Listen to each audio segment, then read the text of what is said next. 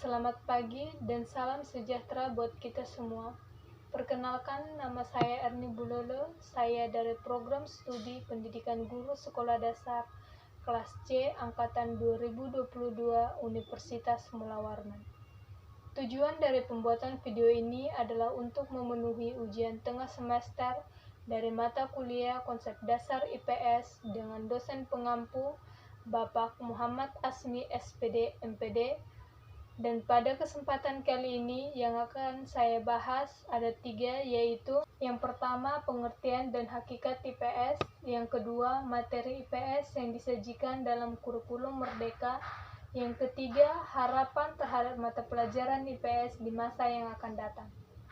Baiklah, kita masuk ke dalam pembahasan yang pertama, yaitu pengertian IPS. Nah, apa sih IPS itu?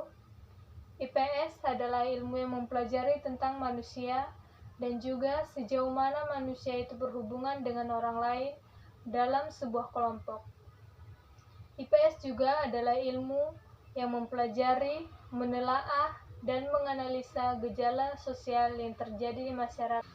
Hakikat pembelajaran IPS adalah ilmu pengetahuan sosial bukanlah disiplin ilmu melainkan suatu pemrograman pengajaran atau mata pelajaran yang mempelajari kehidupan sosial yang kajiannya mengintegrasikan bidang ilmu-ilmu sosial meliputi ilmu sejarah, ilmu geografi, ilmu ekonomi, dan ilmu sosiologi, dan humaniora yang meliputi aspek norma, nilai, bahasa, seni, dan budaya. Manusia sebagai makhluk sosial hidup bersama dengan sesamanya. Dalam kehidupan manusia harus menghadapi tantangan-tantangan yang berasal dari lingkungan sebagai hidup bersama. Dan materi yang kedua adalah materi IPS yang disajikan dalam kurikulum Merdeka. Yang pertama, mengidentifikasi dan mengajukan pertanyaan tentang apa yang ada pada dirinya maupun kondisi di lingkungan rumah dan sekolah, serta mengidentifikasikan permasalahan sederhana yang berkaitan dengan kehidupan sehari-hari. Yang kedua, mengoptimalkan penggunaan panca indera untuk melakukan penolakan dan bertanya tentang makhluk hidup dan perubahan benda jika diberikan perlakuan tertentu. Anak didik menggunakan hasil pengamatan untuk menjelaskan pola sebab akibat sederhana dengan menggunakan beberapa media atau alat bantu. Yang ketiga, mengenal anggota tubuh manusia, panca indera, menjelaskan fungsinya dan cara merawatnya dengan benar. Anak didik dapat membedakan antara hewan dan tumbuhan sesuai bentuk dan ciri-ciri umumnya. Anak didik mampu mengkolaborasikan pemahamannya tentang konsep itu pagi, siang, sore, dan malam.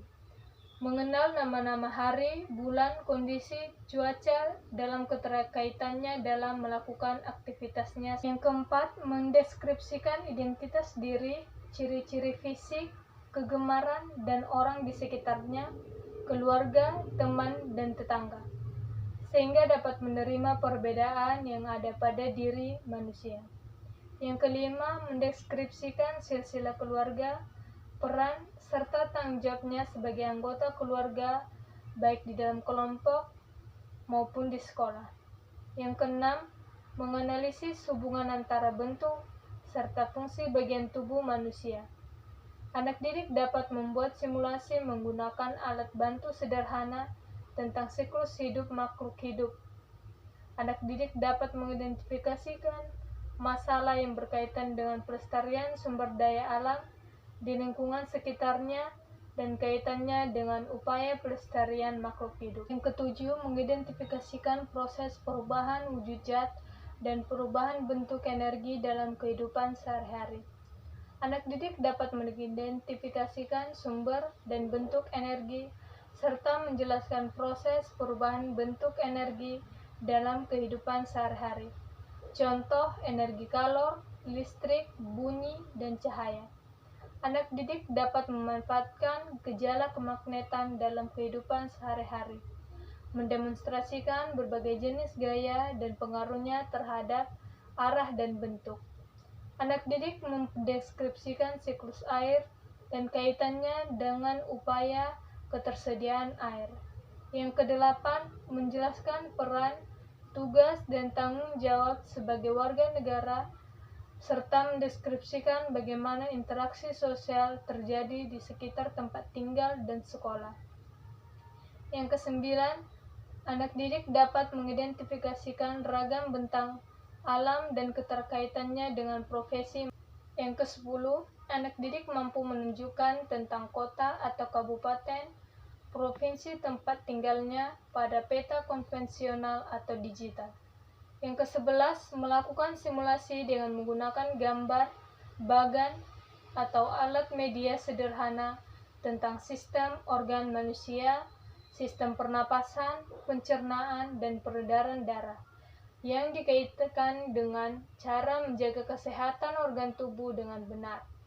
Anak didik menyelidiki hubungan antara saling ketergantungan antara komponen-komponen biotik dan abiotik, dapat mempengaruhi kestabilan suatu ekosistem. Materi yang ketiga adalah harapan untuk mata pelajaran IPS di masa yang akan datang, yaitu untuk pembelajaran IPS tidak membosankan, guru harus menerapkan dan memperhatikan formula yang ditawarkan oleh SEAA, yaitu proses belajar mengajar.